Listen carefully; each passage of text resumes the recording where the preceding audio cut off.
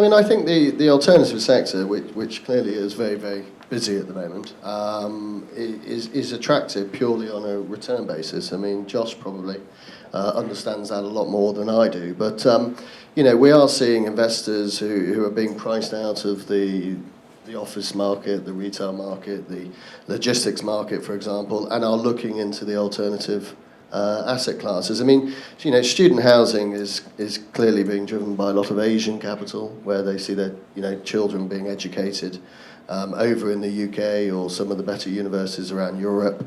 And the hotels, you know, is very appealing. There's a lot of people out there trying to put their brands into Europe, but it's also, you know, it's return driven in my view. Josh. Yeah, look, I think student accommodation is sort of soup du jour.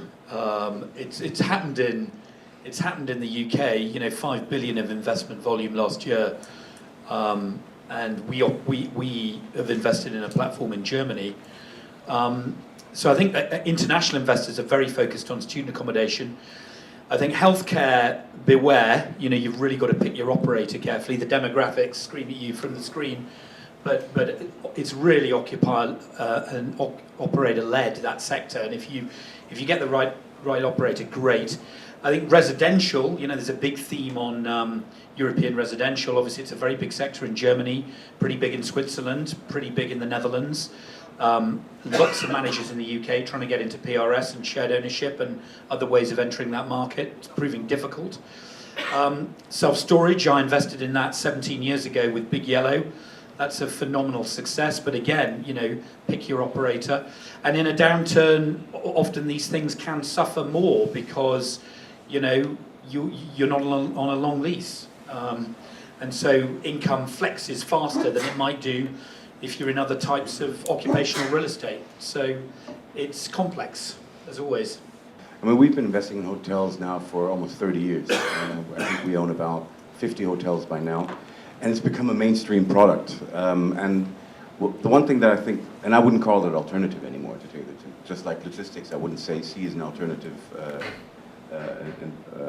asset class.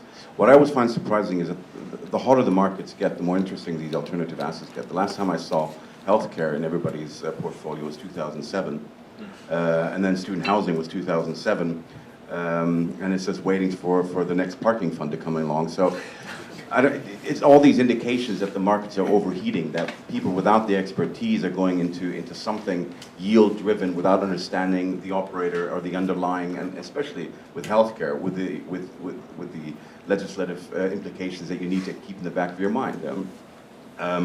So my worry is there that pricing is being driven, and it's a combination without understanding the asset class. So if you don't go together with Internos or a couple of other people and give them that capital, you know, you're not going to have a fun ride somewhere down the line. And the correction will come in one way or another. We're just over and out beyond where anything I've experienced before. And it's not just the pricing.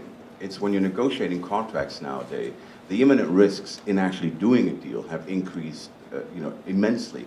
You know, there's no such things as guarantees anymore. It's all, you know, as is, where is kind of deals. And are they being priced in? You can barely price that risk in if you're already paying top dollar for it. You know? So you're kind of taking these things along, and it's all about just, you know, allocating into real estate. And there's so much underlying stuff going on. And either it's going to be to the account of the equity or to the account of the bank.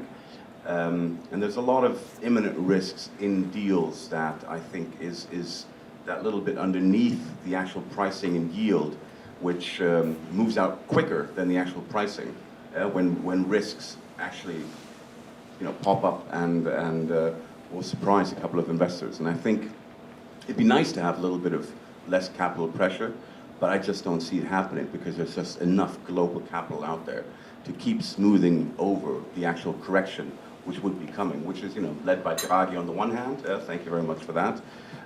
So I'm happy, hopefully at one point he'll have finished refinancing Italy and Spain. But I doubt that's happening. A lot of time on that one. Well, you see these Italian markets coming back up, and you think, thank you, Mr. Draghi. Isn't that wonderful for one country at least? So there's, you know, there's just insecurities out there that aren't being priced. So it's just being smoothed over by too much capital, and I see it in every deal we do that you know, our returns, they become less and less because we keep pricing in more risk. And so every deal we do, we increase potential risk allocation and try to price it in, which is fine because, you know, our cost of capital is very cheap, so we can do that. And we're a very conservative player. But I'm sure that the people who are outbidding us on the other deals, you know, you try to get your head around how they got to that number, and you know, it's either a massive growth story, which would really surprise me in Europe. I don't know where that trigger would come from, or it's not pricing in that risk. And you know, 18 months ago, that risk was priced in, and now we're pricing through it. And I think that's the more of the danger underneath that whole scenario, because it is a fickle environment. It can go swing either which way. Brexit is the best example. Nobody knows what's going to happen. We don't know the effects, and that's just one of the things of the many out there that will have that can turn this thing around.